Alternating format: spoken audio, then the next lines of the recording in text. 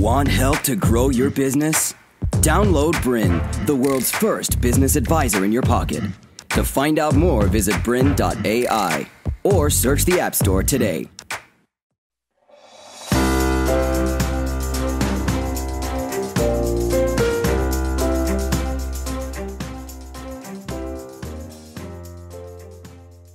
Hi, welcome to this issue of Think Global Middle East edition. And my name is David Thomas, and I'm with Cynthia, Dearin and Ghenwa, and we're talking about why you would choose one Middle Eastern country over another. And I'd like to start at quite a basic, low level for people looking at the Middle Eastern region for the first time and thinking about doing business. And maybe I could ask you both to start by giving us some geographical perspective on the region and maybe breaking it down into different areas that people could start to focus on as a business opportunity. So how would you do that, Cynthia? Well, it's a pretty big part of the world. So, you know, the borders of it change depending on who's defining it. But if you want to kind of do it in its largest form, you've got Oman down in the bottom southwestern corner, all the way up to Morocco in the top northeastern corner. So there are about 600 million people in the region, and there are obviously many Arab people living in the region, that's the majority, but you've also got Persians in Iran, you have got Cypriots in Cyprus, you've got Turks and Cypriots in Turkey, you've got Jews and Arabs in Israel, and so it's a very kind of mixed picture and a real melting pot of cultures and ethnicities. And I think it'd be fair to say, don't you, Ghenwa, that you can divide it up into three general areas. Yes. Especially if you talk about the Arab states.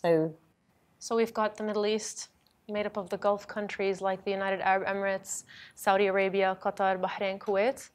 And then you've got countries that are including Lebanon, Syria, Jordan, Turkey, and I guess Cyprus. Yeah, and that's the Levant, so that's kind of across the middle of the geographical area. Yep.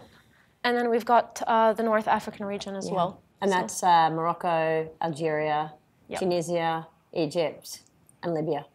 And how would we label that first group, the more developed countries? How would we label that? So I guess according to the statistics, the more developed countries are the United Arab Emirates, Saudi Arabia, and Qatar. Yeah. And Kuwait. And Kuwait, of course. Oman. Yep. So these are the most developed countries in the Gulf region. And then you've got the emerging countries like Jordan and Morocco and Egypt and Libya. Yeah. Yep. And your developed countries have actually set up a trading bloc. So you know how you have NAFTA between North America and Canada?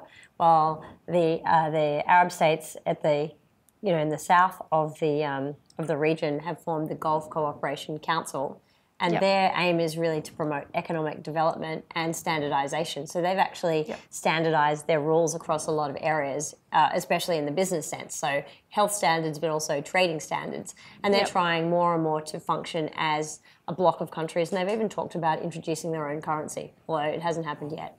And they often get called the GCC, right? That's right. So we'll think of that as a block.